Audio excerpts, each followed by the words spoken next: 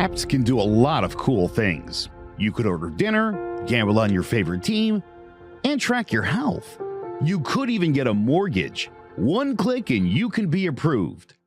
I'm not sure by who or what country they're in. You deserve more from the mortgage industry. At AnyMac Home Mortgage, we believe in the need for live human interaction during a very complex process. The kind of service and guidance which an app simply can't provide. Our customers are more than credit scores and income documents. They're individuals and families who live in and strengthen our communities. Their story is our story, and that story begins in a home. Chris Sawyer is an expert on providing superior customer service and in meeting the mortgage needs of current and future homebuyers. With over 18 years of experience in the industry, Chris is able to help customers migrate through the home buying and home financing process by using his wealth of knowledge as a well-qualified mortgage professional. And best of all, Chris is located in Cromwell, Connecticut, where he has helped hundreds of clients in Connecticut, Massachusetts, and Rhode Island make their dreams of homeownership a reality. Visit chrissawyer.any-mac.com. Email him at csawyer@any-mac.com or give him a call, 860-878-8730. Chris Sawyer, NMLS number 39345, corporate NMLS number 338923. AnyMac Home Mortgage is an equal housing lender. American Neighborhood Mortgage Acceptance Company, LLC, DBA AnyMac Home Mortgage. LoFi Direct. Connecticut First Mortgage Correspondent, License Lender, Broker Number ML 338923. Massachusetts Mortgage Lender and Mortgage Broker License Number MC 338923. Rhode Island License Lender, License Number 201128110L. Call for additional details.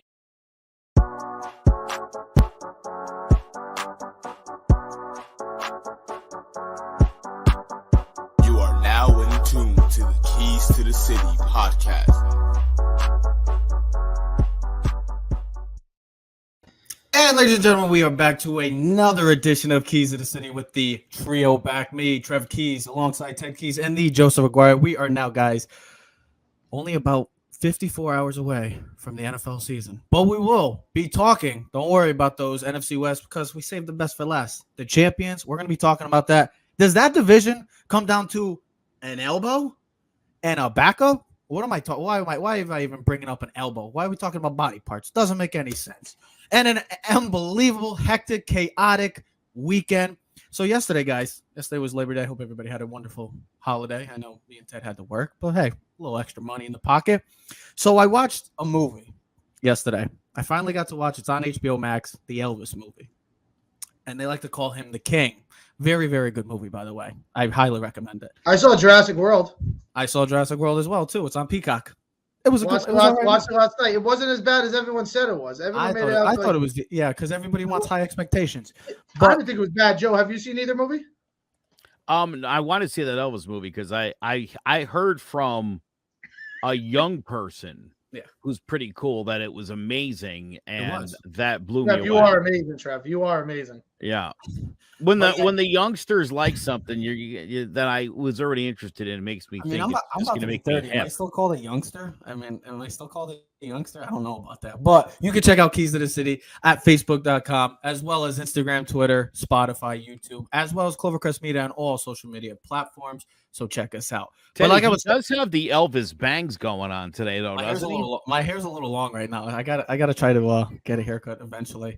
Last week we were talking about little buzz cuts. Now I got your hair. My hair. I'm not. It's gelled. I can't figure it out right now. If it wasn't, I would.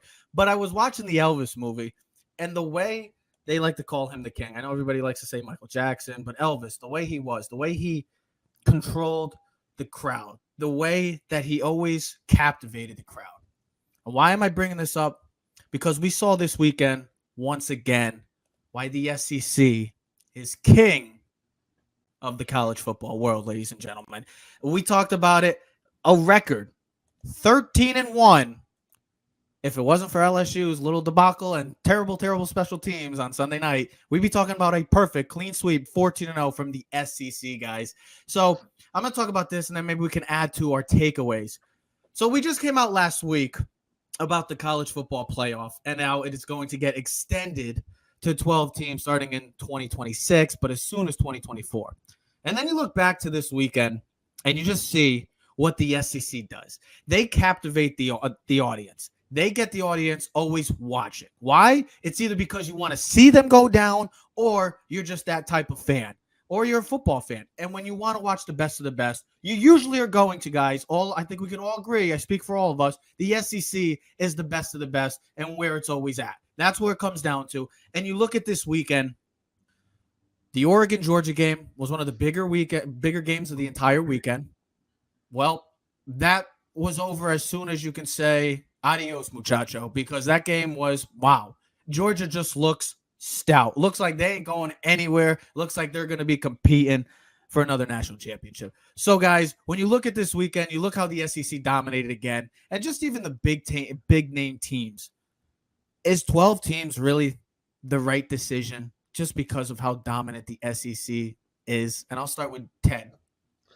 I actually thought when we first talked about this a couple of years ago, I always thought 8 was kind of the better number. 5 power conferences with the automatic and then the 3 wild cards. Yeah. I can understand 12. I'm wishy-washy in this. I wish I was more directive and I had more of like, hey, listen, 12 is great. Or 4 is great. Here's the thing. I would like to see what 12 is going to look like. I want to see the 12 teams in there. I'm one of those people where sometimes more is better. I get it. At the end of the day, if we're doing a college football playoff right now, Georgia and Alabama are front and center so much better than everyone else. And sorry, Ohio State, sorry, Clemson, who are 3 and 4 and 5. You're not at their level. It's at least week 1, at least visually 2020 right now.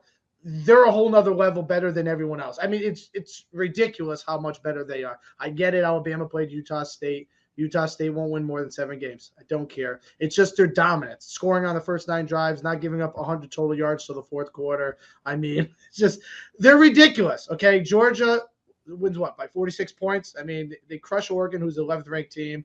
Their former defensive coach, which I thought, maybe he knows the system guys. They lose 12 draft picks. The last year seemed no problem. Georgia looks better this year than they did last year. So with that being said, I do like the 12 teams. Why not? Trev, I'm going to take a little bit and steal it from the Joe Klatt show. You sent me something on Twitter last night. He said only 10% of the teams in the college football era have made the college football playoff. He said if we had expanded to the 12-team playoff thing, there would have been up to 32% of the team. There would have been 41 total teams. Now you say, well, Ted, what the hell's the difference? It'd probably be the same 3 or 4 teams. Okay, get it. But when we watch college basketball, I know basketball and football are different, but we still watch. We still watch the 16 seed play the 1 seed. Now, eventually we might turn it off in the second half when it's a 42-point blowout, but we still want to watch the game. There's always that one chance where there is that upset.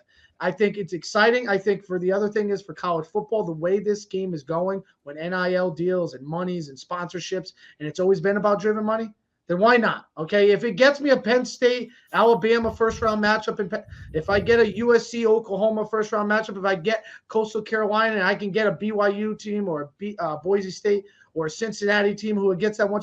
If they lose in the semifinals or they lose in the first round, so be it. But at least as a coaching standpoint, I can use it as a recruiting tool, and I can use it as a selling point to my team that, hey, listen, we're going to be on national television. We're going to play the big boys, and you're at least going to have an opportunity. Because if you don't go to one of these 4 or 5 big schools, do you ever have an opportunity to win a national championship? That would be my question.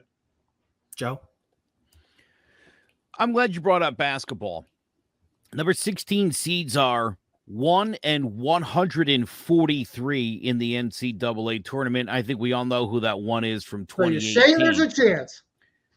I'll give you one better, Teddy. 15 seeds are now 10 and 138 since 1995. So I'll tell you what, Trevor, to answer the question on the surface, yes, this proved it's a terrible idea, but before Butler and Gonzaga and all these other small schools started when they started showing up and they got competitive and they started winning some games, basketball got a lot more interesting to me. And like you said, Ted, you know what? You give those teams a chance to go out there, even if it's, let's just say every year it's going to be, Alabama, Georgia, Ohio State, one other team. Well, you know what? That's one other team that's got the opportunity to go out there and be like, hey, look, we were in it for a national championship.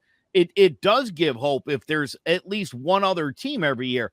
I don't have a problem with it being Bama, Georgia, and Ohio State every year. Those are clearly the 3 best programs right in now the country. Yeah. Oh, like Clemson, Oklahoma, and then listen, Michigan. But Trev, you get it. Here's the thing: if they set it up where the first 4 teams get the bye, so 12 through what would be 12 through 5 would play. Yeah, so 5 to 5 would 12. play 12. Blah blah blah.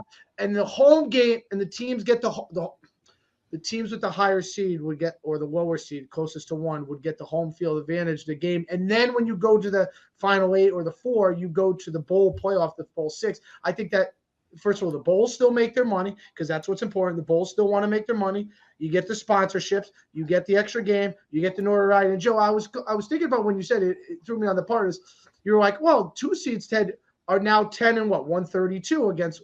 Well, guess what? Probably 10, 15 years ago, they were only 1 win. But because you start seeing more and more teams get in, and they start getting in every year, now like a team like Vermont, you're like, hey, that 13-team Vermont team, you better watch out. They've been in the tournament 3 of the last 4 years. You got some veteran guys. And here's the other thing.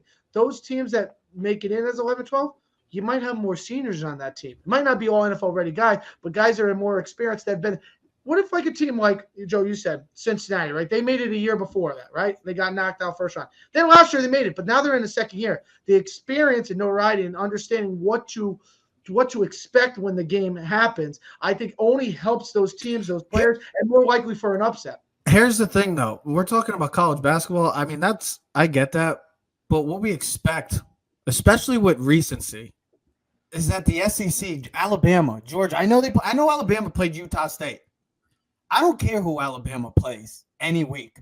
Alabama's going to be in the top 4 discussion until Nick Saban and whoever the predecessor is to follow, because it's just Alabama. That brand is there now. It's back to being dominant. It's the same thing with Georgia. I don't expect, like when I think about this weekend, one of my big takeaways from this entire weekend, guys, was who's going to be number 4? Because Georgia clearly looks like right now they are on another level. Alabama is not going anywhere. I don't care if they played Utah State. They'll beat any team in college football. Put their team against anybody else, maybe other than Georgia or maybe Ohio State as well. They're probably going to win. And then Ohio State, look, I know that they didn't win 50 to like 20 or something like that. But Notre Dame was real slouch. Hold on, listen. But my thing was, they just beat a top 5 team. The way that they won the game, that was my biggest takeaway from this Ohio State team.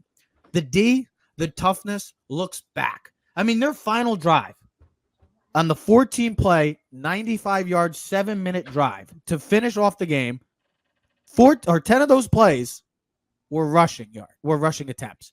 So they got back to ground and pound football because Ohio State, I love Ohio State, but this team became like a finesse team that like to just air it out, like kind of like an Oregon Duck team back in the day. Now they need to get back to their toughness. Their defense shut down. I know Notre Dame is not known for being the big flashy offensive team in the world, but they shut them down in the second half. No points, 72 yards total in that entire second half. That is one of my big takeaways. Plus, they didn't have their top star, Jackson Smith Enigma, out for the game. So they had to go back to a whole different game plan. And CJ Stroud didn't have the greatest numbers. It's 24, 34, 223, 2 touchdowns. Okay, solid. But guess what? They ran the football. They got to get back that identity. Toughness. Big Ten. What is the Big Ten about? Toughness, running the football, and great defense. And Ohio State did that. And I know they won by 50 points. They won 21-10. But guess what? Those are the games that could go a long way, because if you could play the way that they did, that's going to be a scary sign of things to come. But to me, the 3 best teams, without question, are Georgia, Ohio State, and Alabama, no particular order. Who's number 4? Like, I just don't see, especially, and I know it's only week 1, and okay, I get it. But, guys, we've seen it since this college football playoff has began. It's been, other than Ohio State and Clemson, it's really been all SEC. So who's going to be number 4? You have a bunch of nice, solid teams out there, but do they compete with these 3 that we've been talking about, the heavy favorites coming into the season, Joe? I'll tell you, it's got to be Oklahoma. And you were high on Oklahoma. I'll tell you what, the defense, 31 rushes, they allowed 28 yards. That's 0.9 yards a carry. Mm-hmm. It also took UTEP 51 passing attempts to get 288 yards against them. It was an absolute blowout. And like I told you, dude, this kid, man, Dylan Gabriel is the real deal. This kid's an undersized Oklahoma quarterback. He was very successful when he was at Central Florida. I'm telling you, I think this team, that defense is so much better. Well, they got Brett Venables, ex-defensive coordinator from Clemson, so I'm telling you, that's my team. Again, as you look at their schedule outside of Baylor and Oklahoma State, it is a very easy schedule.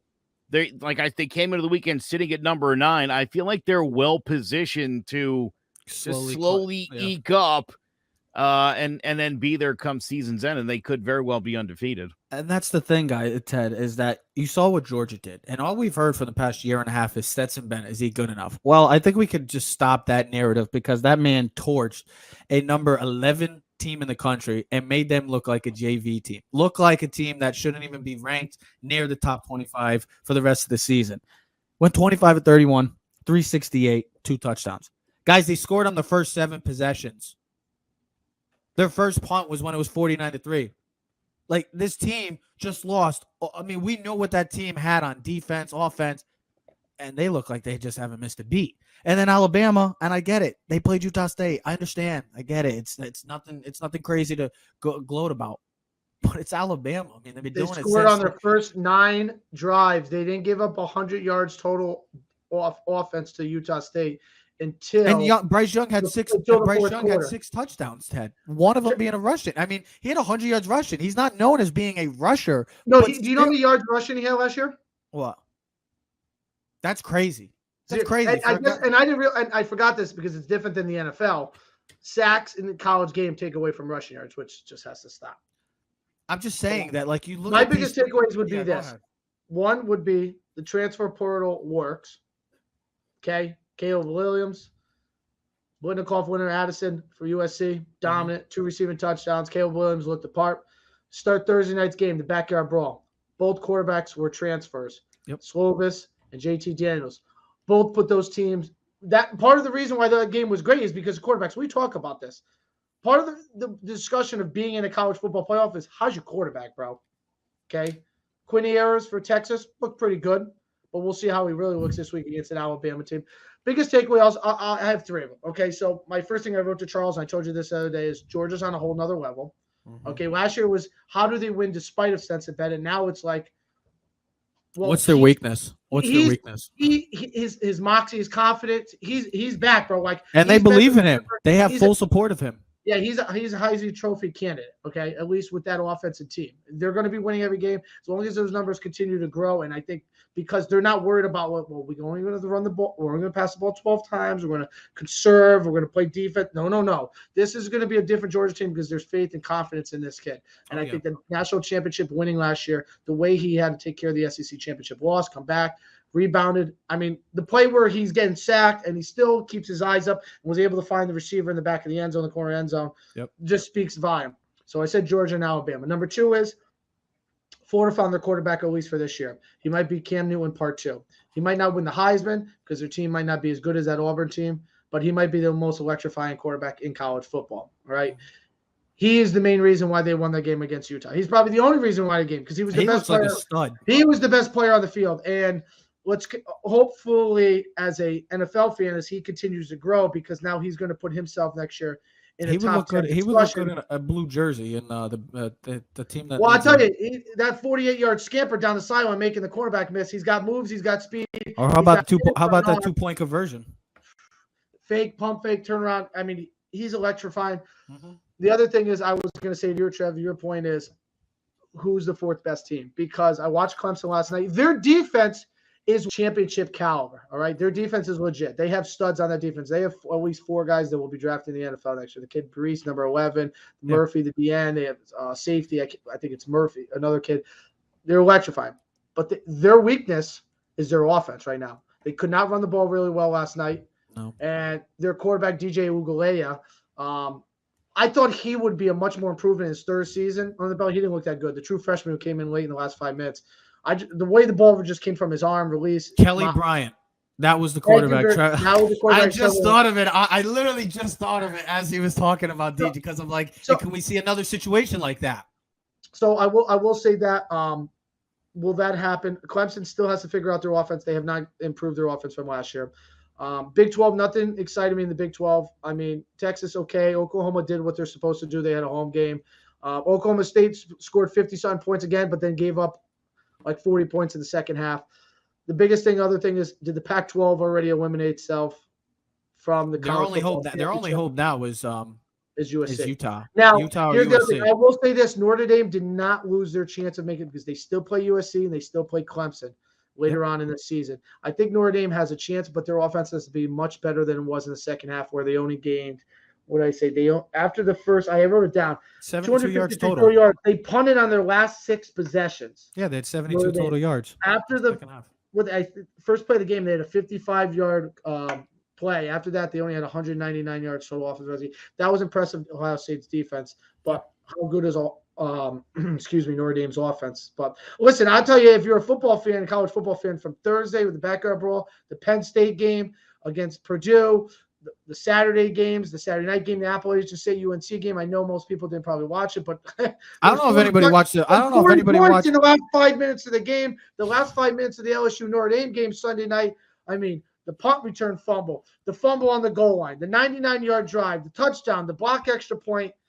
I mean, college football, if you were looking for a grade for the weekend, I would give it an A-.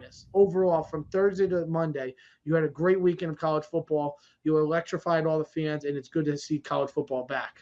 Yeah, college football is back. It delivered again, as always, but like I said as I started this, the SEC remains king of college football. Without question. Not even close. Yeah, it's not even close right now. We'll see what happens. Well, wait till in 2 years when you got Texas and Oklahoma now in the SEC, and that's the one thing I know we won't talk about. I won't branch, but what will happen? Because now when you talk about those teams, you talk about a 12-team college football playoff.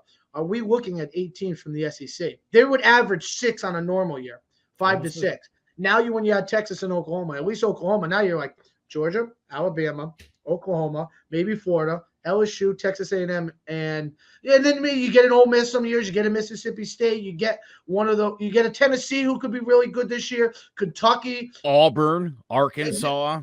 I mean, and listen, Arkansas beat Cincinnati. They have a tough schedule, but that Arkansas team is really good. Yeah, KJ Jefferson's nice win this weekend over Cincinnati. He's a stud. But like we were just talking about, a dominant conference in the SEC. The NFC West was once a dominant division in all of football, probably the best at one point when you had the Seattle Legion of Boom. The Arizona Cardinals have always been an interesting, intriguing type of team. They always had the flashiness, but they never put it together. Well, we'll see what happens with them. And then you always had the 49ers and the Rams. The Rams dominated early in the 2000s. They kind of had a rough patch for some time, but finally they're back on their high horse and well-deserving, as they are the defending champs. As we finish up our divisional preview, as we are, like I said, only 54 hours away until opening night in LA, as the defending champs take on the Buffalo Bills, the LA Rams, and the Buffalo Bills. Boy, oh boy, could be a Super Bowl preview, and we will have our preview show coming up later in this week, so stay tuned for that.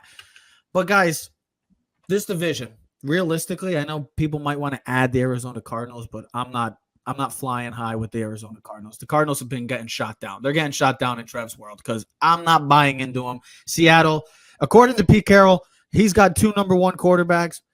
I'd love to know what he's smoking. Where are they? Yeah, I would love to know what he's smoking, because let me go over there and try to figure that out, because what is he on? He's on cloud 9. I think the old age is starting to get to him. But this is, like I said, it's kind of very similar. Other than the AFC West, a lot of these divisions, guys, you look through it, NFC East really is like a 2-team race. The NFC South, 2-team race. Green Bay, NFC North, probably just them. And then the AFC North, 2-team race. AFC East, Buffalo Bills. The South, AFC South is a 2-team race. A lot of these divisions are 2-team races. And that's how I feel, again, this division is going to come down to it, is that it's a 2-team race. And it comes down to the oddest of odds. An elbow of Matthew Stafford, can it hold up for the – he wasn't the Super Bowl MVP. Cooper Kupp was the Super Bowl MVP. I was about to say the Super Bowl champ, Matthew Stafford. And then possibly, could we be seeing the reappearance of Jimmy G? I know everybody's real high on Trey Lance, but according to reports, Trey Lance was a bit annoyed that Jimmy G is still with the 49ers. Well, they're not going to just let him go for nothing. I get that. But here's the thing, guys. Is it going to come down to the elbow of Matthew Stafford, or realistically, can we see Jimmy G reclaim the helm as the quarterback of the San Francisco 49ers, Joe? Listen, the 49ers, it's a win-now football team, and the question all along has been, is Trey Lance a win-now quarterback? He is going to have a very short leash. Listen, this goes beyond not letting Jimmy G go for nothing, because it doesn't really matter at the end of the day. They know full well, listen, if this kid can't cut the mustard, if the Niners get off to a 1-3 start, Jimmy G's taking over. This is a playoff team.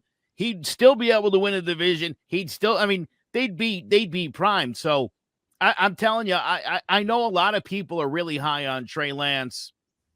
Let's see what happens when the real games start. But yeah, I think Jimmy G's going to have a much bigger impact on things than people think right now. Although I'll say this, look, I like the Rams. I think the Rams, that defense is still pretty great. That offense, you swapped out some pieces. They're pretty solid. Don't discount the Cardinals. Easy to do. They've already easy to do. They were terrible. 4-6 in the second half. Got blown out in the playoffs. Embarrassing. Then they had this off-season debacle with Kyler Murray. How embarrassing was all that for everybody involved? Gets suspended for 6 games. Yeah. I mean, it's Chandler Jones goes to Oakland to Las Vegas Raiders. Listen, Joe, I'm with you on the Arizona Cardinals. Don't count them out. Okay, they still got talent. And here's the thing: they dominate September and October. All right, they were 7-0 last year, and they were beating really good teams last year. And they actually had handled the Rams really well. They matched up really well against the Rams. How does Cliff Kingsbury and Kyle Murray in their third season really, I would say, evolve offensively? Okay, we know DeAndre, the number one, is out till week 6. So when he comes back, he could be a shot in the arm. He could be a B12 shot, as Roger Clemens would say, and boost them. You know what I mean? Now you get it. And with Marquise Brown, I know they lost Christian Kirk, but their offense still should be good with James Conner. I mean, Benjamin. They have players. They have Zach Ertz. The offense should be fine. It's the defense. Can the defense withhold? I mean, they lost Chandler Jones, who was their best pass rusher, one of the best pass rushers in the game. They still have Budda Baker. They still have J.J. Watt. Still have Isaiah Simmons, who me and Trev loved, coming out of Clemson, who can do a little bit of everything: pass rush, linebacker, safety. So they have personnel on the team. They will be there fighting for a wild card position, definitely at the end of the season. But Trev, 100% right. This comes down to 2 teams. Excuse me, I'm sorry. It comes down to the Rams and the 49ers. Because those teams are the Rams. I would say the 49ers have the best defense in that division, followed by the Rams. It's a close one. But I liked all levels of the 49ers. Now that they have Tre'Davious Ward, who they picked up from Kansas City, gives them another stout defense end. You got Boza, you got Fred Warner. I get it. You have Aaron Donald and Bobby Carper and Jalen Ramsey, but those guys are over the 30 boundary. Now they're 32 years old, 33, 34 years old. As you're on the decline. So, and how much is Aaron Donald motivated? You would expect he would be motivated, but how much more so considering he was thinking about retirement, right? Does Matthew Stafford's elbow, Trevor, you're right. Does Matthew Stafford's elbow plays any part of the season? I say no, but I'm optimistic, right? I feel like this guy's been playing through injury since he came on the field for the Detroit Lions 12 years ago. All right. He took a beating in Detroit. Supposedly his elbow was bothering him last year, but it didn't matter. Still led him to a touchdown. Get a couple shots, rehab. Don't make him throw during. It's going to be like a pitcher. Ice the elbow all week. Don't throw till Friday and Saturday. Be ready for Sunday. You know what I mean? It was like Odell when they have that turf toe. You don't do anything till Sunday, and you get ready to go. You just keep the mind right. At this guy, I don't think the reps are really needed for Matthew Stafford. It's mental reps and staying with the thing. But here's the other thing. 49ers, they play well against – they were, 6-0, 7-0 against the Rams last year up until the NFC Championship game that they lost. I mean, they seem to have their number. I think the Rams are – if I break it down, and we're not doing a full thing, but I love the Rams.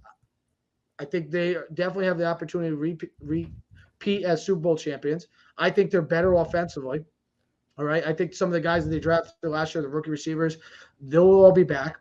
I think they'll have the best number 2 they've had in a long time. Allen Robinson is a stud 1. Now with Cooper Kupp getting double coverage in the slot, Allen Robinson is going to get one-on-one coverage. They're going to have Tyler Higbee back. You have Cam Akers and Darrell Henderson. Their only weakness is they lost their starting left tackle, Whitworth. So will that play a factor in How, listen, we've talked about it with Dak with the loss of Tyron Smith. The impact of a left tackle losing a guy who's superior.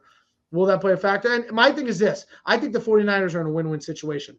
Trey Lance could be the Colin Kaepernick and dominate, take over, his ability to run and pass, athleticism. It's a win-win. And guess what, Joe? You have the best backup in the league, right? And he knows what to expect. When things are down, he could pick Trey Lance up. He could be that bridge. And God forbid he gets hurt or something happens where Trey Lance struggles. I don't think he'll have a short leash. But if the leash has to get pulled back and you got to go back to the doghouse, what better guy to bring off the bench than Jimmy G, right? He's been behind Brady. He's always seems to get the knock on him. No one wanted to trade for him. What would be a fitting story is Trey Lance, dominant, gets hurt on a bad injury like Carson Wentz did against the Rams in like week 12 when he's the MVP. And look who comes in, Nick Foles. No one wants Nick Foles and leads him to a Super Bowl. Jimmy G leads the 49ers to a Super Bowl after Trey Lance. I would love to see Jimmy G win the Niners the Super Bowl this year and then get traded. Like the Nick Foles thing. You got to remember also. You also got a situation. It's different from Nick Foles in that Garoppolo really is the starter and has been the starter, whereas Foles already was. You know what I mean? He was already a bench guy. You'd already given up on Foles. But that was the best thing I could think about. I mean, dude. The only thing I could think about was when Bledsoe got hurt. Brady took over the thing. Brady got hurt or played like crap in the AFC title game. He got benched. Bledsoe led them to victory, and then when Super Bowl came up the following week, Brady got his job back. We'll also have to see the Rams lost their offensive coordinator, Kevin O'Connell, who's the new coach of the Minnesota Vikings. Now, Liam Cohen is the offensive coordinator. But here's my thing, and I know we're not supposed to give predictions. To me, this is the team that's coming out of the NFC. It's the San Francisco 49ers. They're going to come out of the NFC. That was your pick last year. I picked them to go to the NFC. I picked them to go to the NFC Championship last year. They did get to the NFC Championship game. I got them going to the Super Bowl representing the NFC. I know we're not supposed to be doing predictions or stuff like that, but I'm going to just say it flat out. I think this team is more complete than the Rams. There's more question marks. I think with Jimmy G back, you got that veteran presence. You got the guys that – and that's the thing also. This team really rallies behind – Jimmy G. They love Jimmy G. Yeah, they love him. Williams. They all are huge fans of Jimmy G, huge supporters of him. Trey Lance, look, you could be annoyed all you want, but that's on you, man. If you're as great as what we all projected him to be coming out and this raw potential, well, where is it? Because hopefully, maybe we're going to see it. Maybe this is all fool's gold, and then Sunday comes. I know he's playing the Bears and stuff, and the Bears are not going to be much of a challenge. Hey, it's a good warm-up game, Trev. It's a tune-up game. And that's the situation. There's a reason why guys like Joe Flacco got traded, got released, because they had faith in a guy like Lamar Jackson. They knew that this guy can lead this team.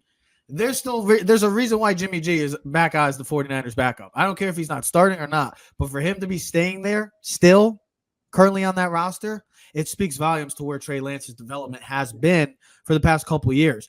And this is like we talked about, this is going to be a debate for some time, and it's all going to be kind of similar to like the Tua situation.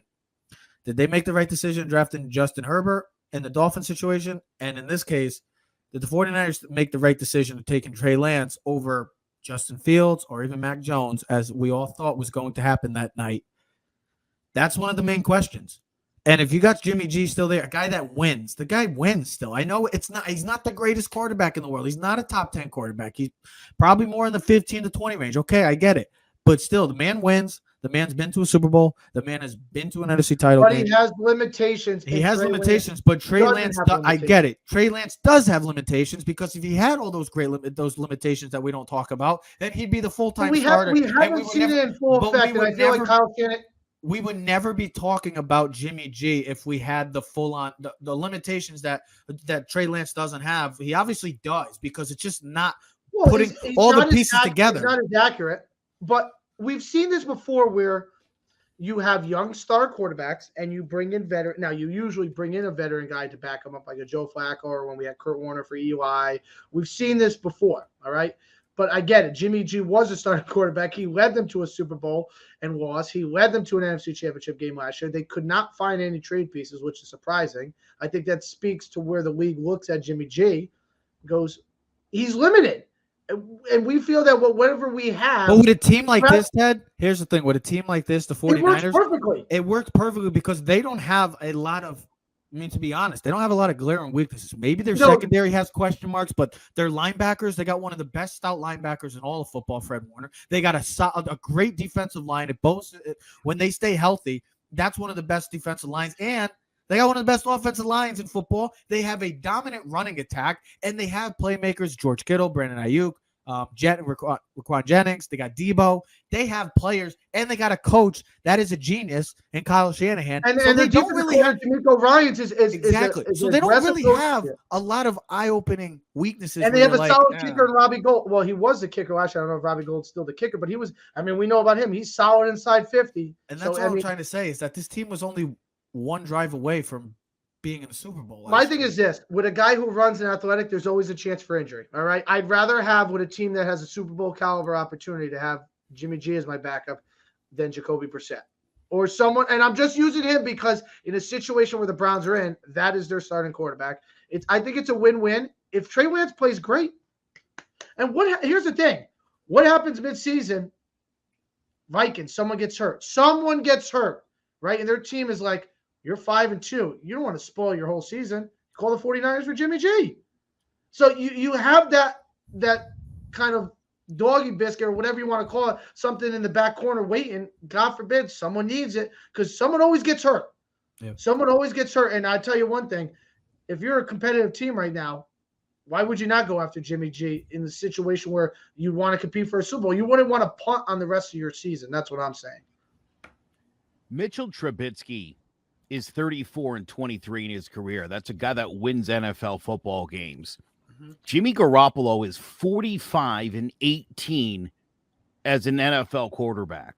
Mm-hmm. So he didn't just win. He wins at a ridiculous level. The problem is one of the higher rates of all time. He doesn't look good in it. Like Trubisky, it's ugly. It doesn't look good. It's the defense. It's the offensive line of the running backs. So, listen, I don't care who your running back is. I don't care what your defense is. If your quarterback is not a competent person that can manage you to victories more times than not going anywhere. I get it. Jimmy G's a winner. Listen, can Jimmy G win a Super Bowl? Of course he could. Listen, if he was so bad, then how did the 49ers win all those games? He could. I mean, here's the thing. If he was so bad, how do they keep on winning? Because if you're bad, you play like crap. I mean, I want to use the Daniel Jones effect, but you stink then. You're throwing picks, you're fumbling the ball, you're not moving the ball down the field. You got to score points to win the football game. Teddy, let me ask you this, right? What was the record for the Niners last year? 11-5? Yeah. I think it was 11-5. We'll just call it 11-5, even if it was 10-6. What's the difference? So we'll say, right, on paper, who's the better quarterback? Trey Lance or Jimmy Garoppolo? They were 10. They were 10 and numbers. 7. They were 10-7. Fine. So not even a great record. That might even help the point more. Who's the better quarterback? Oh, Trey Lance. If we're playing Trey Lance. Yeah. How many more wins is he gonna get? Maybe 1 or 2. Right. That's how much better he is. Hold on. But is he really done better? Hold on. Trev. On paper, skill-wise, Trey Lance the better quarterback. Throw everything you know about these guys, because, again, I just told you his win-loss record, other than Brady and Rodgers, I bet you nobody's even close to that kind of a winning percentage that Jimmy G has. So that's got to mean something. Yeah, gotcha. It's got to mean something. Again, you're trading that guy for a guy that, on paper, I think will get you 1, maybe 2 more wins this year. Huh? Well, the difference, though, could be the 1 seed, though, and that's what 1 or 2 games could mean. Sure. Teddy, listen, there's value in it. That's why the Niners are doing it. But again, it's not like we're saying this is a 10-7 team under Garoppolo. They're going to be 14-3 this year with Trey Lance. Probably not. No, my thing would be this, and because of the division, it'll be tougher. I think 11 wins probably wins the division. Again, the only thing I would say to this, and I've used this argument, I think, Joe, when you were away or something on vacation, was the Alex Smith Mahomes thing. Now, I know we didn't know what Mahomes was. Alex Smith was a great quarterback, won 10 games every year for the Chiefs. But what I'm thinking about is if I'm an offensive – Joe, you're my offensive coordinator, right? And I'm your quarterback. I'm the young kid, right? I got all the skills and the things. And then you got this other veteran guy who's – he's good. He can run your offense, right? He runs it. But imagine now I got a guy who now you close your eyes and your imaginary goes, I can do anything. I can do every play in the playbook is open. I can run those read options now instead of just a hand up. Now they have to the backside DN has to respect Trey Lance if he pulls the ball and runs around the corner. Where Jimmy G, if he hands the ball with Elijah Mitchell, it's a handle, right? You know what I mean? You can run those RPOs. You can do more things. Now he might miss that 3rd and 3 pass that Jimmy G would have hit that kept the first down. But the imagination of your offense, be able to expand, could make you more dangerous. And I think for teams that are going against them, they go, that's a lot more to prepare for. I got to worry about a guy that can take it 60 yards with his legs or can throw it 60 yards, where Jimmy G is like, I hit sack bunts, I give base hits, but there's no home run. Yeah, but here's my final point about this whole Trey Lance thing. You said Mahomes and Alex Smith. Alex Smith got traded. Oh, I know. Because they knew they had a star in Patrick Mahomes. Why isn't Jimmy G traded? That's my whole take. Because they don't have the value for him. Okay, wait, no, baloney. No, trust me, that's BS. Baloney. There's a reason why they wanted to keep hold of him. You're the whole time still. Listen, you're 1,000. That's all I'm trying to say, T. Funny, when Ted started talking Mahomes, I didn't catch when you guys said it the other day, but that's exactly what gives me my second point is they traded Alex Smith the next year. But Trevor, you're wrong about this much. Andy Reid didn't know. He believed in his heart and he trusted what he saw. He didn't know. And he cut the cord and he went with Trey Lance. Now, this tells me that Trey Lance has not shown Shanahan enough that he feels comfortable doing that. That's what it tells me. Keep it in the back pocket. And one more, and my final. And the idea that he's still on this bench, and knowing the way this team is designed, if Trey Lance gets off to a bad start, 3 picks, 3 touchdowns, 8 picks in his first 4 or 5, he's out. He's out. That's what I was going to say. 100% out, dude. Yes. The Chiefs at that time were a playoff caliber team. Andy Reid and company must have felt Alex Smith, thank you so much. You're not good enough to get us over the hump.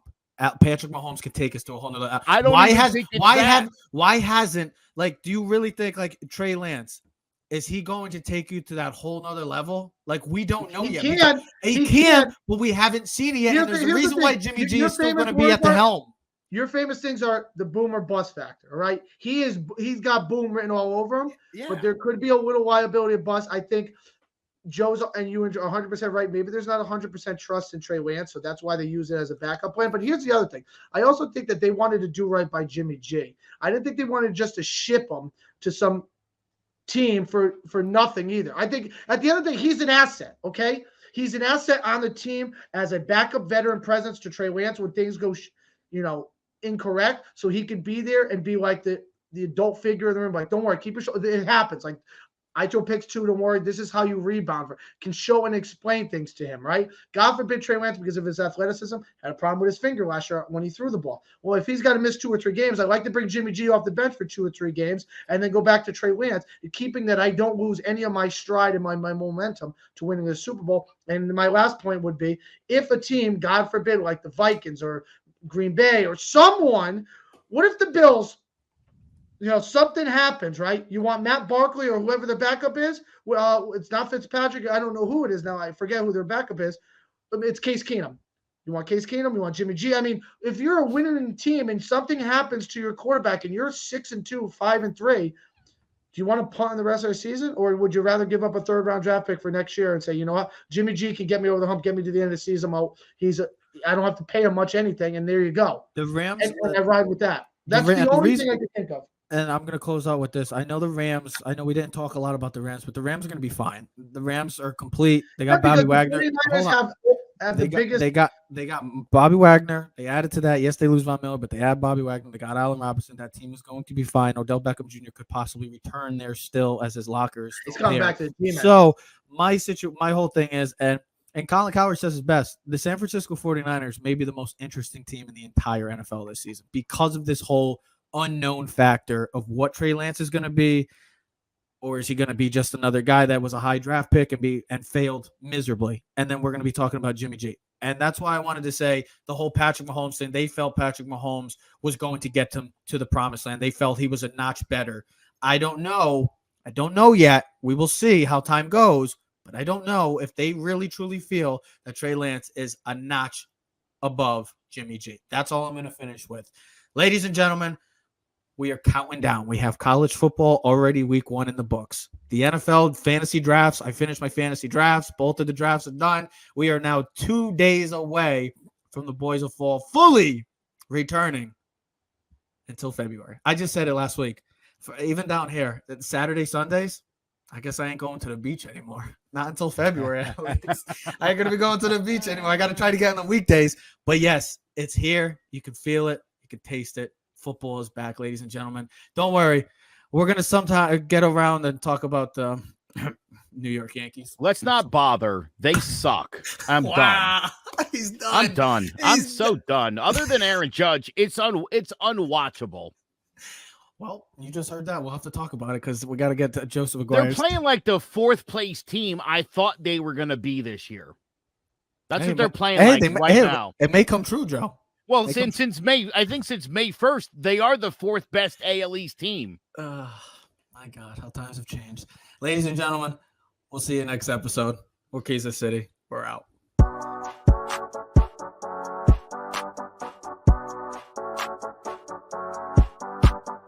You are now in tune to the Keys to the City podcast. There's no bigger investment than home ownership. And to make sure the house is up to your standards, you need a professional to look it over. Brian Flanagan from Shamrock Home Inspections is a licensed home inspector and a member of the Connecticut Association of Home Inspectors.